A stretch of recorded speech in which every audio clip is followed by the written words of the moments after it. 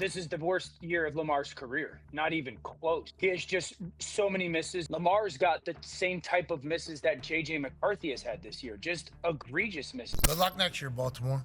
Good luck next year. 2025 has been an incredible year for the NFL. There have been major breakouts, fun storylines, and most importantly, parity at the top of the league, which is something that we haven't seen in a long time. In the AFC specifically, it seems like there have only been 4 teams in contention for the past 7 years, and that's the Kansas City Chiefs, the Buffalo Bills, the Cincinnati Bengals, and the Baltimore Ravens. However, that's not the case anymore, and I think the most surprising team out of those to fail this year has been the Baltimore Ravens. All year, they've dealt with injuries and a tough schedule, but it seemed like once Lamar Jackson came back that they'd be at the top of the AFC North again, but that just hasn't happened. The 2-time MVP has not been at the top of his game as of late, but why? What in the world is going on with Lamar Jackson? Well, that's what I'm here to tell you. So before we get to the content, we are still running a jersey giveaway on this channel. All you have to do to enter, subscribe, and turn on your notifications, and comment down below what jersey you'd like. We're running the same giveaway on my Instagram page at The Flight Mike. You just have to follow, turn on my notifications there, and let me know on my content what jersey you want, and I'll pick a winner at random. And just one more quick announcement. If you took my Thursday night football picks for my Instagram story, then congratulations on 3xing your money. The pick I gave on this YouTube channel unfortunately didn't hit. George Pickens didn't have a touchdown, but 2 out of the 3 legs hit. But over the past week, we are now over $2,000 made on Prize Picks, and I'm going to keep giving you picks on my Instagram story and in my YouTube videos. First, to sign up for Prize Picks, make sure you use my promo code Mikerophone to get $50 when you make a play of $5 or more. Now, if you go in the description down below and you click that WAP link, we are profiting on a weekly basis over there, and I also give additional picks on my Instagram story at The Flight Mike. And thank you, Prize Picks, for sponsoring today's video. Mike check 1212. What's going on, everybody? Lamar Jackson has seemingly lost his spark over the last month, and quite honestly, it makes no sense. Last year, Lamar Jackson was arguably the best player in the entire sport, throwing for 4,172 yards, 41 touchdowns, and only 4 interceptions, posting a passer rating of 119.6 and leading his Ravens to a 12-5 record, and an AFC North victory. Many would argue that he was even robbed of his 3rd MVP last season, and that's a valid argument, but for some reason that all-time level of play has not translated into 2025. This season, in the 10 games that Lamar Jackson has started, he's only thrown for 2,060 yards, 16 touchdowns, and 5 interceptions, good for a 100 passer rating on the dot. But most importantly, the Ravens are currently sitting at 6-7. Okay, come on, do it. Throw in the 6-7 memes. F*** it. 6-7! I'm such an idiot. Please don't unsubscribe. Yes, Lamar Jackson did miss 3 games, but they're still 5-5 with him under center. In the 10 games that Lamar Jackson started this year, the Ravens have lost just as many games as they did in 17 Lamar Jackson starts in 2024. For years, Lamar has been the savior of this team, but that's just not the case anymore, at least not this year. Now, there are 2 main reasons for this. First of all, Lamar has been dealing with injuries all season long. He's missed practices every week. He missed a month due to a hamstring injury, and he's constantly getting beaten up in games. Which brings me to my next reason, his offensive line. Well, sort of. Lamar Jackson has taken the 7th most sacks in football in 2025, tied with Patrick Mahomes and Jacoby Brissett at 29. But that's not all. Out of every quarterback this season with at least 250 dropbacks, Lamar has the 6th highest pressure to sack percentage at 22.1%. Now, if you compare that to 2024, where Lamar had arguably his best season as a pro, he only took 26 sacks total, and had the 4th lowest pressure to sack percentage among quarterbacks with at least 250 dropbacks at 11.2%.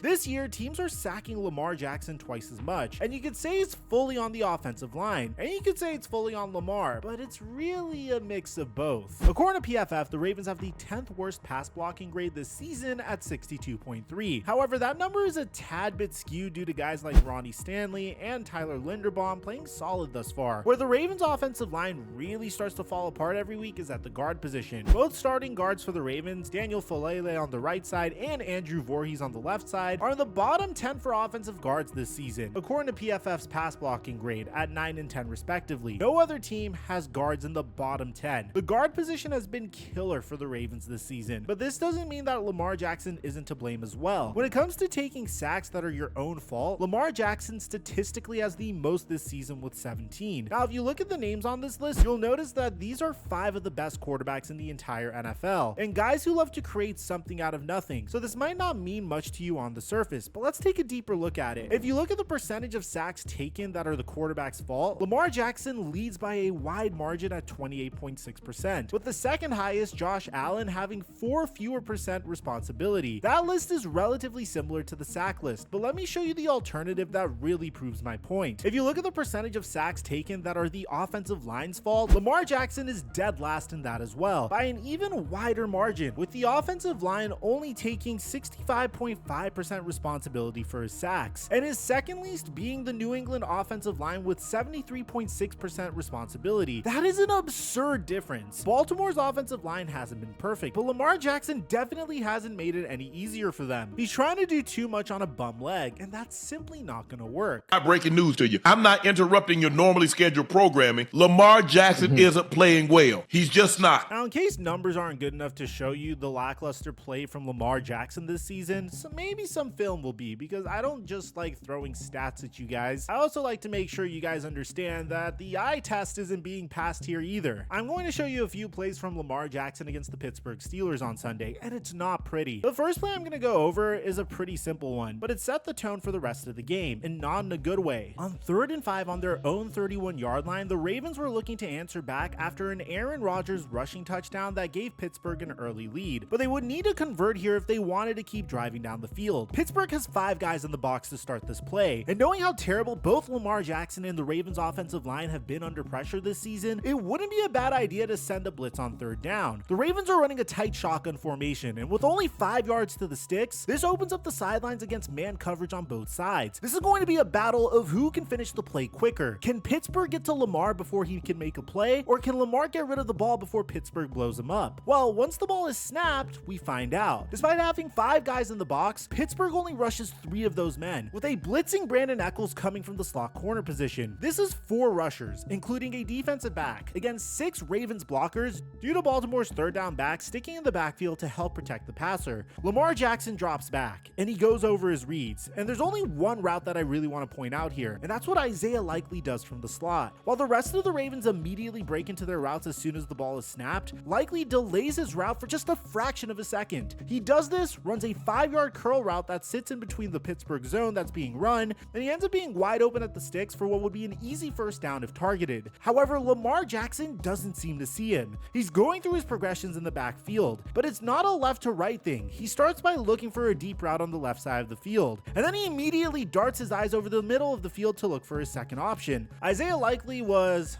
likely his 3rd or 5th read as a potential check down option, but there isn't enough time for Lamar Jackson to get there. Once Lamar gets to his second read, he's already being forced to try and evade a sack due to Echols beating Daniel Falele in a pass rush rep, which gives him a lane straight to the quarterback. Echols gets the sack, and this play could go 2 ways. You could blame Lamar Jackson for not finding Likely on this play, or you could blame his offensive guard for letting a defensive back beat him in a one-on-one pass rush rep. But no matter who you place the blame on, it's going to be negative yardage for Baltimore.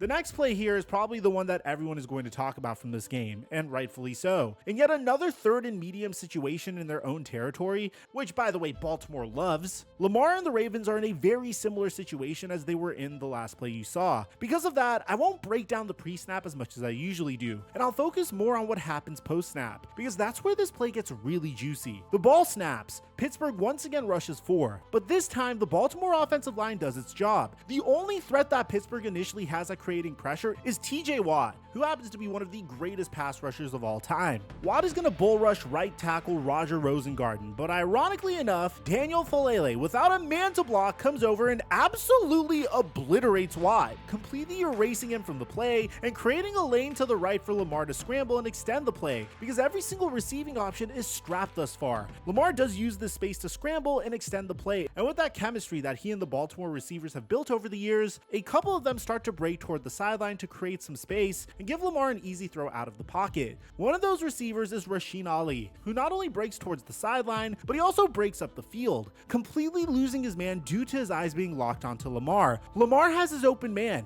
Now all he has to do is find him. However, Lamar is doing two things wrong here. First, Lamar is staring down this route. And second, he's holding the ball up, acting like he's going to pass, with Peyton Watson rushing at Lamar on the sideline. James Pierre, who is initially manned up on Ali, knows that Lamar can only take a hit or pass the ball. So what does he do? He backs up and he plays the pass, baiting Lamar into making this throw to Ali, and coming down with a one-handed pick that let everyone know exactly what kind of game this was going to become. This play was 100% on Lamar, and for someone who barely throws interceptions, this was a costly one. The last play of this video doesn't even need a breakdown, it simply speaks for itself. Baltimore only has time left for a Hail Mary to win the game, and takes sole possession of first place in the AFC North. But Lamar Jackson does literally the worst thing you could do here. While everyone is running to the end zone ready to try to catch a miraculous jump ball, Lamar Jackson takes a sack from Alex Highsmith as the clock runs out, and the Ravens lose the game. I mean, what are you doing, man? How do you not even give your team a chance to win the game on this play? I understand that Ronnie Stanley lost his block, but you at least need to throw this ball away with 1 or 2 seconds left and try again, or I don't know, throw the ball to the end zone. This is a losing play from Lamar Jackson, and it's sad to see, but we've seen a lot of those this season. Sitting at 6-7,